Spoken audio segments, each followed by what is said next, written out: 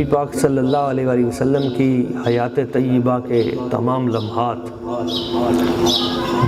بابرکت ہیں. ہمیں ان تمام لمحات اور ان تمام واقعات اور حضور کریم آقا صلی اللہ علیہ وسلم کی ساری حیات طیبہ سے اخذ فیض کی سعادت و توفیق بخشے. معزز احباب، نبی پاک صلی اللہ علیہ وآلہ وسلم حضور کی سیرت طیبہ، حضور کی ولادت باسعادت سے بھی بہت پہلے شروع ہو جاتی ہے. اللہ کریم نے ابھی اس کائنات کو بنایا بھی نہیں تھا، اس سے پہلے آپ علیہ الصلوۃ والسلام، آپ کا نور موجود تھا، جس کا تذکرہ آپ علیہ الصلوۃ والسلام نے ایک مقام پہ یوں فرمایا: کنت نبیا وآدم بین الروح والجسد. میں اس وقت بھی نبی تھا جب آدم علیہ السلام روح اور جسم کے درمیان تھے. ایک مقام پہ فرمایا: کنت نبیا وآدم بین الماء والطین. میں اس وقت بھی نبی تھا جب آدم علیہ السلام پانی اور مٹی کے درمیان تھے. انبیاء میں اور صالحین میں آپ کا نور پاک منتقل ہوتا آیا. عمومی طور پہ نبی پاک صلی اللہ علیہ وآلہ وسلم، آپ کے آباء و اجداد کا تذکرہ سیرت نگار کرتے ہیں اور وہ بہت طویل ہے. میں آخری مرحلے میں آ کر حضور نبی پاک صلی اللہ علیہ وآلہ وسلم، آپ کے دادا جان حضرت سیدنا عبد المطلب رضی اللہ تعالیٰ عنہ، آپ کے تذکرہ خیر سے بات شروع کرتے ہیں. حضور کے دادا جان حضرت سیدنا عبد المطلب رضی اللہ تعالیٰ عنہ، آپ بڑی عظیم، نورانی اور وجیح شخصیت. کان یتلألأ فی جبینہ، آپ کی جو پیشانی تھی اس کے اندر نور مصطفیٰ چمکتا تھا، اور اللہ کریم نے انہیں ایسی وجاہت عطا کی تھی کہ آپ جس محفل میں جاتے تو لوگ آپ کا استقبال کرتے. اور آپ سردار مکہ تھے، اور آپ کے والد گرامی حضرت ہاشم رضی اللہ تعالیٰ عنہ وہ عظیم ہستی ہیں جنہوں نے اس دور کی بڑی بڑی جو مملکتیں تھیں ان کے ساتھ اپنے تعلقات بنائے، اور عرب کے لوگوں کے، خصوصاً اہل قریش کے قافلے ان کے پرمٹ لیے اور تجارت کے لیے یمن میں، شام میں، کیسر روم کے دربار میں ان کے خطوط اور ان کے رابطے جو تھے وہ رہتے تھے. اور انہوں نے مکہ کو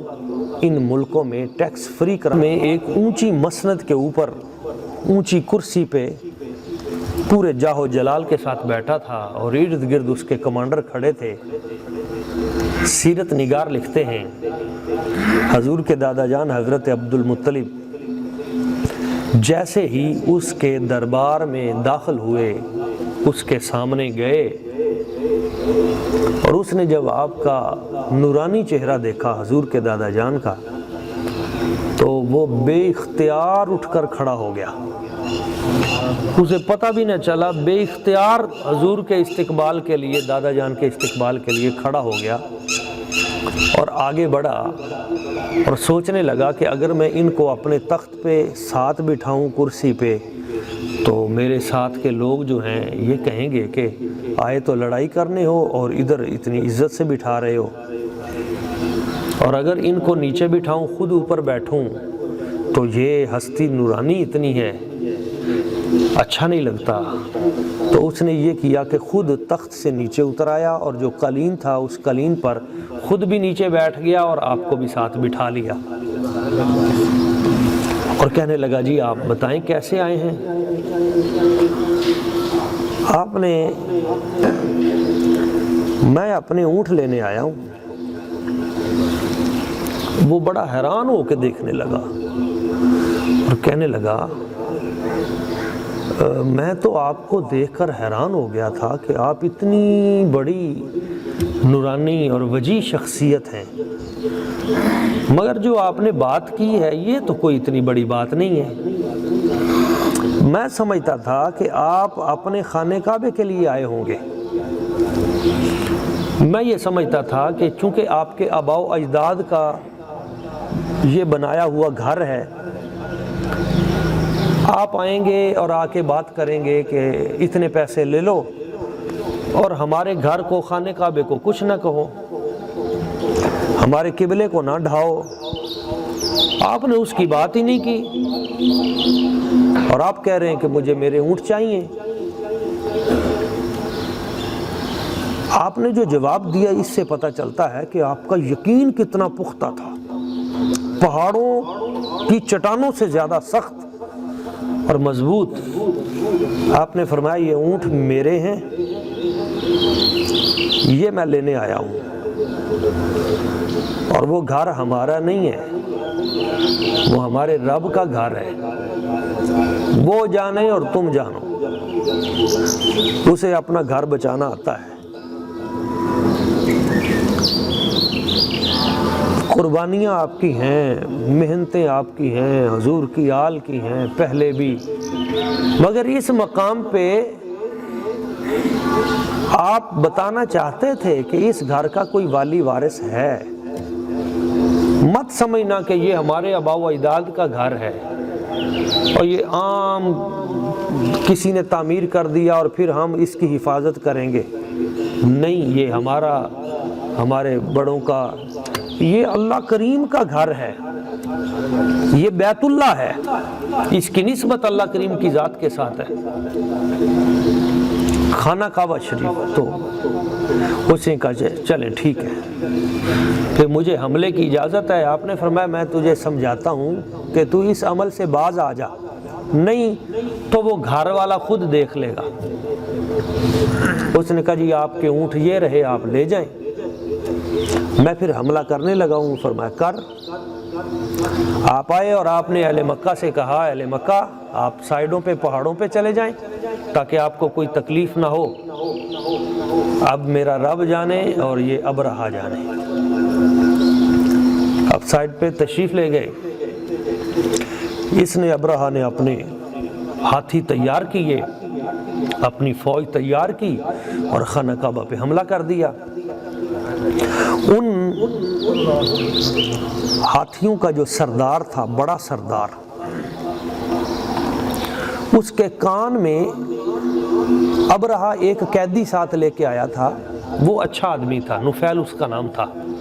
اس نفیل نے ہاتھی، جو محمود ہاتھی نام کا بڑا ہاتھی تھا، اس کے کان میں کہہ دیا یہ برکتوں والا گھر ہے، اس طرف حملے کا نہ سوچنا، چل واپس۔ تو اس ہاتھی کو جب اٹھایا جاتا ہے خانہ کعبہ پہ حملے کے لیے تو وہ اٹھتا ہی نہیں۔ جب یمن کی طرف منہ کیا جاتا ہے تو وہ اٹھ کے دوڑ پڑتا ہے، جب شام کی طرف منہ کیا گیا تو دوڑ پڑتا ہے، جب مشرق کی طرف منہ کیا گیا تو وہ دوڑ پڑتا ہے، مگر جیسے ہی اس کا منہ خانہ کعبے کی طرف کیا جاتا ہے وہ بیٹھ جاتا ہے۔ تو انہوں نے اس کو ڈنڈوں سے مارا، پھر انہوں نے اس کو نیزوں سے مارا، تیروں سے مارا، پھر نیزے چبھوئے، اس کا جسم سارا زخمی۔ جو ہاتھی تھے وہ اٹھے، وہ نہ اٹھا، اور وہ اٹھ کر بھاگا بھی تو واپس یمن کی طرف۔ وہ ایک ہاتھی بچ گیا، باقی ہلاک ہوئے۔ ہوا کیا کہ اس نے فوج کو حکم دیا کہ چلو تم تو حملہ کرو خانہ کعبے پہ۔ تو اسی وقت دیکھا کہ آسمان پہ ایک طرف سے چڑیوں جتنا جانور، یہ جو چڑی ہوتی ہے چڑیا، تو چڑیا کی مثل ایک جانور جس کو ابابیل کہا جاتا ہے، وہ ابابیل پرندے چھوٹے چھوٹے، وہ ایسے پورے آسمان کے اوپر چھا گئے۔ وہاں پہ سارے آسمان پہ سین حرم کے اوپر اور ارد گرد ابابیلوں نے پہرا دیا، اور ان کی ننھی ننھی جو ان کے پنجے تھے ان کے اندر چھوٹی چھوٹی کنکریاں تھیں، اور چونچ میں بھی ایک ایک ان کی چونچ میں کنکری تھی۔ روایت میں آتا ہے کہ ہر کنکر کے اوپر جس بندے نے مرنا تھا ابرہہ کے فوجی نے اس کا نام لکھا ہوا تھا۔ پرندوں کو کیسے پتہ چل گیا کہ نیچے کون ہے؟ جس کا نام لکھا تھا اسی کے اوپر وہ چلائی گئی کنکر، چھوٹی سی کنکر، اور وہ نشانہ لگا کر اس کے اوپر پھینکتے تھے۔ دنیا کا پہلا ایٹم بم، کیونکہ کنکر کسی کو لگ بھی جائے تو کیا ہوتا ہے، مگر وہ کنکر ایسی تھی کہ جو سر پہ لگتی تھی، خود پہ، تو وہ لوہے کی ٹوپی ہوتی تھی، اس کو چیر کر اس کے سر میں اور پھر وجود میں، اور پورا جسم پھٹ کے ریزہ ریزہ ہو جاتا تھا۔ کہتے ہیں کہ جیسے یہ چوزا نہیں ہوتا، چوزا، تو چوزے کے پر جس طرح الگ الگ کر دیے جائیں اور اس کا جسم جو ہے الگ الگ کر دیا جائے، ایسے ذرہ ذرہ، ریزہ ریزہ، تو اس طرح اس کا جسم بکھر جاتا تھا جس کو وہ کنکری لگتی تھی۔ اللہ کریم کی ذات ببرکات بے نیاز ذات ہے، وہ اپنے دشمنوں کو جب مارتی ہے تو کوئی بڑی شے نہیں تلاش کرتی، کسی بڑی شے سے نہیں مارتی۔ نمرود جو خدائی کا دعویٰ کرتا تھا، بڑا بدماش تھا، دنیا کا کہتا تھا میں رب ہوں، تو اللہ کریم نے ایک مچھر کی ڈیوٹی لگائی۔ مچھر اس کے ناک میں گیا، اس کے دماغ میں چڑھ گیا، وہ اپنے آپ کو وہ لتر مارتا تھا سر میں تاکہ تکلیف کم ہو، تو جتنی دیر تک وہ لتر لگتے رہتے تھے اتنی دیر تک تکلیف میں کمی رہتی تھی۔ دنیا کو رب نے بتایا جو خدائی کے دعوے کرتے ہیں میں ان کا یہ حال کرتا ہوں۔ ابرہہ بڑا بادشاہ تھا، باقی جتنے فوجی تھے اس کے جنہوں نے خانہ کعبہ پہ حملہ کیا تو وہ پتھر لگا اور اسی وقت اس فوجی کو، اس کے وجود کو یا اس ہاتھی کو انہوں نے ختم کر دیا، پھٹ کے ریزہ ریزہ ہو گیا اس کا وجود۔ لیکن یہ جو ابرہہ تھا، اس کے اوپر جس پرندے کی ڈیوٹی تھی وہ اسے بھگاتا رہا، وہ اسے بھگاتا رہا، دوڑتا رہا، یہ موت سے ڈر کے بھاگتا رہا، اور اس کو مکہ سے دوڑا کر یمن کی طرف دوڑاتا دوڑاتا دوڑاتا، پنجابی میں کہتے ہیں نا پے پے کے مارنا تے پجا پجا کے مارنا، تو اس طرح دوڑا دوڑا کے اس یمن کی طرف آخر میں وہاں لے جا کے اسے مارا۔ اللہ واللہ عزیز ذو انتقام، اللہ کی ذات برکات ایسی۔ تو وہاں پہ بڑے بڑے شعراء تھے جنہوں نے اس منظر کو دیکھا، انہوں نے پھر اس کو شعروں میں بیان کیا، پھر دنیا عرب میں، دنیا عجم میں، پوری آل اوور دا ورلڈ یہ مشہور ہو گیا کہ اللہ کریم نے اپنے گھر کی حفاظت کیسے کی۔ پھر ان میں سے کچھ کنکر بچے نظر بھی آئے بعد میں، وہ محفوظ بھی رہے میوزیم میں، اور ان سے پھر دنیا نے بڑی ٹیکنالوجی لی، ان سے بڑا کچھ سیکھا۔ میں عرض کر رہا ہوں کہ یہ جو واقعہ ہوا ابرہہ والا، یہ ہاتھیوں والا، قرآن مجید نے اس پہ پوری صورت، ایک سورہ الفیل، الم تر کیف فعل ربک باصحاب الفیل، اللہ تعالیٰ فرماتا ہے پیارے حبیب کیا آپ نے نہیں دیکھا کہ آپ کے رب نے ہاتھی والوں کے ساتھ کیا کیا؟ کیا آپ نے دیکھا نہیں ہاتھی والوں کے ساتھ کیا ہوا تھا؟ اس کا مطلب ہے دیکھا۔ رب جب فرماتا ہے نا کسی سے بھئی آپ نے دیکھا نہیں یہ واقعہ کیسے ہوا، تو اس کا جواب ہوتا ہے کہ دیکھا۔ تو یہ واقعہ ہوا تھا حضور کی ولادت باسعادت سے 55 دن پہلے، تقریباً کتنے دن؟ حضور کی ولادت پاک سے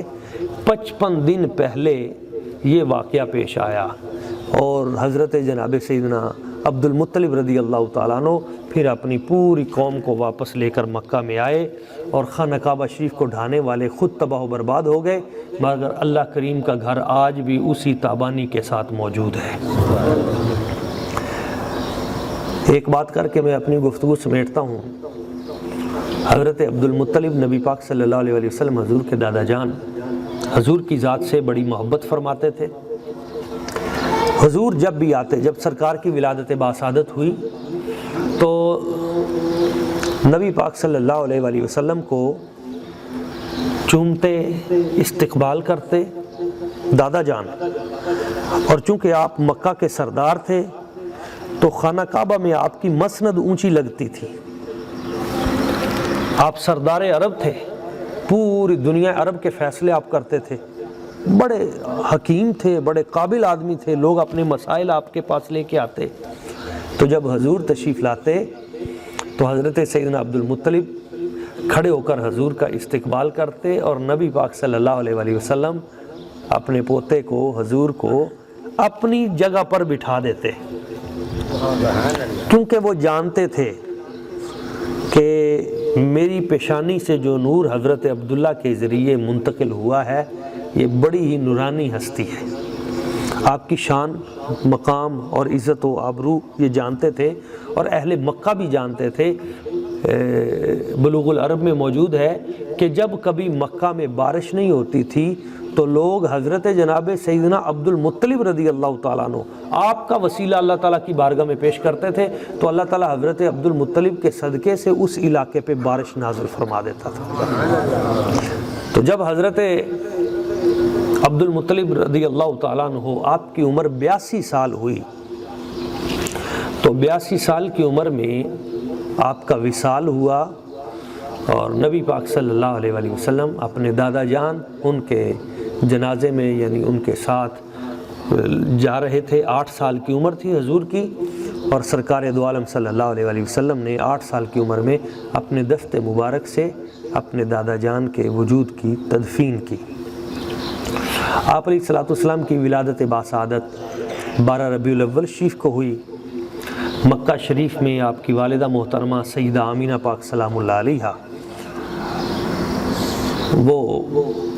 آپ کی پرورش فرماتی رہیں، اور آپ کے والد گرامی حضرت سیدنا وہ واپسی پہ ملک شام سے آتے ہوئے جب مدینہ طیبہ میں پہنچے تو آپ کی طبیعت جو ہے وہ ناساز ہو گئی، اور پھر وہیں پہ حضرت عبداللہ پاک رضی اللہ تعالیٰ عنہ آپ کا وصال ہوا، اور وہیں پہ آپ کا مزار شریف بنا. تو نبی پاک صلی اللہ علیہ وآلہ وسلم حضور کی والدہ محترمہ آپ نے بچپن میں ہی حضرت عبداللہ رضی اللہ تعالیٰ عنہ کا تعارف آپ کو کروایا. اور جب نبی پاک صلی اللہ علیہ وآلہ وسلم کی عمر پاک 6 سال کی ہوئی تو 6 سال تک آپ حضرت حلیمہ سعدیہ رضی اللہ تعالیٰ عنہ ان کے ہاں رہے. حضرت حلیمہ سعدیہ وہ عظیم خاتون ہیں جنہوں نے نبی پاک صلی اللہ علیہ وآلہ وسلم حضور کی پرورش کی، اور سرکار نبی پاک صلی اللہ علیہ وآلہ وسلم آپ کو اپنے گھر لے گئیں بنو سعد میں، اور وہاں پہ حضور نے پرورش پائی. وہاں رہے 2 سال، پھر 4 سال، پھر 5 سال تک آپ حضرت حلیمہ سعدیہ رضی اللہ تعالیٰ عنہ ان کے ہاں حضور نے قیام کیا. تو تمام سیرت کی کتابوں میں ہے کہ ان کے حالات اچھے نہیں تھے، مگر جب حضور تشریف لے گئے تو حضور کے جانے سے ان کا پورا علاقہ بابرکت ہو گیا، سرسبز و شاداب ہو گیا، اور وہ بکریاں جو پہلے دودھ نہیں دیتی تھیں نبی پاک صلی اللہ علیہ وسلم کے دست مبارک کی برکت سے وہ دودھ دینے لگیں. اور وہ گھر جس میں اندھیرا ہوتا تھا حضور کے وجود کی وجہ سے ساری رات وہاں سے روشنی جو ہے آسمانوں تک بلند ہوتی رہتی تھی. وہ اصل میں حضور کی نورانیت کا ظہور تھا، چہرہ مبارک کی نورانیت تھی. تو حضرت عبداللہ رضی اللہ تعالیٰ عنہ کا وصال ہو گیا تھا تو حضرت آمینہ پاک نبی پاک صلی اللہ علیہ وسلم آپ کو لے کر وہاں تشریف فرما ہوئیں، اور مدینہ طیبہ میں حضرت عبداللہ رضی اللہ تعالیٰ عنہ کے مزار مقدس کی زیارت کی، اور نبی پاک صلی اللہ علیہ وسلم حضور کو بتایا کہ یہ آپ کے والد گرامی کا مزار ہے. تو 1 مہینہ تک حضرت آمینہ رضی اللہ تعالیٰ عنہ وہ وہاں پر ٹھہریں مدینہ طیبہ میں. حضور نبی پاک صلی اللہ علیہ وسلم اس وقت کو یاد کیا کرتے تھے جب جوان ہوئے، اور پھر جب مدینہ طیبہ میں ہجرت کر کے آئے تو حضور بتایا کرتے تھے کہ یہ وہ مکان ہے جہاں پہ میری والدہ محترمہ ٹھہری تھی،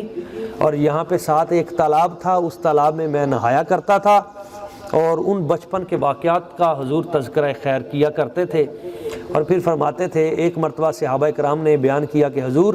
یہاں پہ بیریاں لگی ہوئی ہیں اور ان بیریوں پہ بڑے اچھے بیر ہیں. تو آپ علیہ الصلوۃ والسلام نے فرمایا بچپن میں فلاں مقام پہ بھی بیری ہوتی تھی تو میں اس جگہ پہ جایا کرتا تھا. تو حضور نے نشانی بھی بیان فرمائی. حضور نے فرمایا کہ یہ جو بیری کا جو بیر تھوڑا سا سیاہی مائل ہو جاتا ہے تو حضور نے فرمایا مجھے بچپن میں اس بات کا پتہ ہے کہ جو بیر تھوڑا سا سیاہی مائل ہو جاتا ہے تو وہ زیادہ میٹھا ہوتا ہے. تو حضور نبی پاک صلی اللہ علیہ وسلم کو وہ بچپن کے وہ تمام واقعات حضور بیان فرمایا کرتے تھے۔ واپسی پہ وہاں سے جاتے ہوئے مدینہ طیبہ سے مکہ شریف ایک مقام ابوا آیا، مقام ابوا پہ حضور کی والدہ محترمہ سیدہ آمینہ پاک حضور سے جدا ہو گئیں، ان کا وصال ہوا۔ اس مقام پہ انہوں نے حضور کو سینے سے لگایا اور عرض کیا، بتایا میرے پیارے بیٹے، جو کچھ میں نے خوابوں میں دیکھا ہے، ان صح ما ابصرت فی المنام فانت مبعوث الی الانام، جو کچھ میں نے خوابوں میں دیکھا ہے وہ کافی ہے مجھے بتانے کے لیے کہ آپ اللہ تعالیٰ کی طرف سے سارے جہانوں کے نبی اور رسول بن کے آئے ہیں۔ اللہ تعالیٰ آپ کو بتوں سے محفوظ رکھے، بری قوموں سے بچنا، برے دوستوں سے بچنا، اور اللہ تعالیٰ کی یاد میں اپنا دل لگائے رکھنا۔ اتنا کہنے کے بعد آپ نے کہا کہ ہر نئی چیز پرانی ہو جائے گی، ہر نئی چیز پرانی ہو جائے گی، اور جو بھی آیا ہے اس نے ایک دن چلے جانا ہے، اور میں نے بھی چلے جانا ہے، اور میں بھی جا رہی ہوں، لیکن میرا ذکر قیامت تک باقی رہے گا۔ میں تمہیں اچھی چیزوں کی تلقین کرتی ہوں۔ اس کے بعد حضرت آمینہ پاک آپ کا وصال ہو گیا،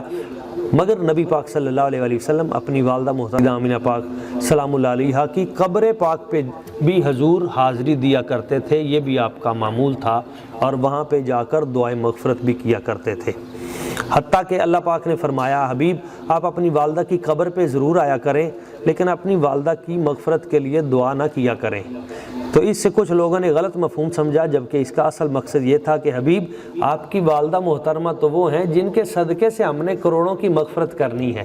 تو آپ ان کی مغفرت کی دعا کیوں کرتے ہیں؟ آپ ویسے آیا کریں، زیارت کیا کریں، لیکن یہ تو وہ پاکیزہ ہستی ہے جنہوں نے طہارت کو جنم دیا ہے، پاکیزگی کو جنم دیا ہے، اور جو آپ کی ماں ہے، حافظ قرآن کوئی ہو تو اس کی ماں جو ہے وہ اس کے صدقے سے بخشی جائے گی، تو قرآن جن کے وجود پہ نازل ہوا ہے ان کی والدہ کا مقام کیا ہوگا؟ تو 6 سال کی عمر میں آپ کی والدہ بھی آپ سے جدا ہوئیں، اور پھر 2 سال تک حضرت ام ایمن رضی اللہ تعالیٰ عنہ، یہ حضرت عبداللہ رضی اللہ تعالیٰ عنہ کے ترکے میں یہ خادمہ تھیں، اور پھر حضرت آمینہ پاک کے دنیا سے جانے کے بعد نبی پاک کو وہاں سے لے کر مقام ابوا سے مکہ پاک لانے والی حضرت ام ایمن ہیں، اور پھر 2 سال تک نبی پاک صلی اللہ علیہ وسلم کو کھانا بنا کر دینے والی ہستی وہ حضرت ام ایمن رضی اللہ تعالیٰ عنہ ہیں۔ نبی پاک صلی اللہ علیہ وسلم نے فرمایا کہ یہ بھی میری ماں کی طرح ہیں، انہیں بھی حضور نے اپنی ماں کے امی بعد امی کا لقب دیا۔ اور 8 سال میں حضرت عبد المطلب رضی اللہ تعالیٰ عنہ آپ کا وصال ہوا، اور اس کے بعد پھر حضرت عبد المطلب رضی اللہ تعالیٰ عنہ نے اپنے وصال سے قبل جب دیکھا کہ والد گرامی بھی چلے گئے، والدہ محترمہ بھی چلی گئیں، اور آپ کی طبیعت بھی علیل ہے، تو آپ نے پھر اپنی ذمہ داری سے حضرت جناب ابو طالب علیہ رحمۃ الغالب نبی پاک صلی اللہ علیہ وسلم کو ان کے سپرد کیا کہ اب ان کے تمام معاملات جو ہیں وہ آپ نے دیکھنے ہیں۔ تو وہ چونکہ نبی پاک صلی اللہ علیہ وسلم کے چاچا جان تھے، اور حضور کے والد گرامی حضرت عبداللہ اور حضرت ابو طالب یہ دونوں ایک ہی ماں سے تھے، تو اس لیے انہی کی ڈیوٹی لگی۔ تو پھر اس کے بعد نبی پاک صلی اللہ علیہ وسلم ان کے گھر چلے گئے، اور یہ 8 سال تک کی گفتگو آج ہم نے کی ہے۔ کل انشاءاللہ تعالیٰ اس سے آگے حضرت ابو طالب کے ساتھ نبی پاک صلی اللہ علیہ وسلم آپ کا سفر کیسا تھا، پہلا سفر حضور نے 12 سال کی عمر میں کیا، تو اس کے اندر کیا پیش آیا، اور پھر نبی پاک صلی اللہ علیہ وسلم آپ کی جوانی، اور حضور نبی پاک صلی اللہ علیہ وسلم آپ کی جو شادی ہوئی حضرت سیدہ خدیجۃ الکبریٰ سلام اللہ علیہا سے، اور پھر ہجرت تک، کل انشاءاللہ تعالیٰ اس پہ تفصیلی گفتگو ہوگی، اور اس کے بعد پھر مدینہ طیبہ کی طرف ہجرت، اور پھر اگلے اہم ترین واقعات یہ روزانہ کی بنیاد پہ انشاءاللہ تعالیٰ بیان کیے جائیں گے۔ آپ دوست اگر آتے رہیں گے تو یہ 63 سالہ زندگی ساری اس کے اہم گوشے جو ہیں آپ کے سامنے پیش آ جائیں گے، اور آپ کو ساری زندگی اس کا فائدہ بھی ہوگا کہ حضور کی بچپن سے لے کر وصال تک کی ساری زندگی آپ کے سامنے رہے گی، اور آپ کی تعلیمات بھی سامنے رہیں گی۔ اللہ تعالیٰ کی بارگاہ قدس میں دعا ہے اللہ تعالیٰ ہمیں نبی پاک صلی اللہ علیہ وسلم کی زندگی پہ، سیرت پہ عمل کرنے کی توفیق عطا فرمائے۔ ساتھ جو ادارہ ہے تو وہاں پہ خواتین کے لیے بھی انتظام موجود ہے، تو فجر کی نماز وہ بھی وہاں پہ پڑھ سکتی ہیں، اور فجر کی نماز کے بعد اس درس کو سننے کے لیے میں گزارش کروں گا کہ وہ بھی آئیں، تاکہ وہ بھی نبی پاک صلی اللہ علیہ وسلم حضور کی سیرت اور حضور کی جو اتباع ہے، اور ازواج مطہرات اور حضور کی بیٹیاں اور ان کی سیرت وہ بھی درمیان میں بیان کی جائے گی۔ اللہ تعالی ہم سب کو عمل کی توفیق عطا فرمائے۔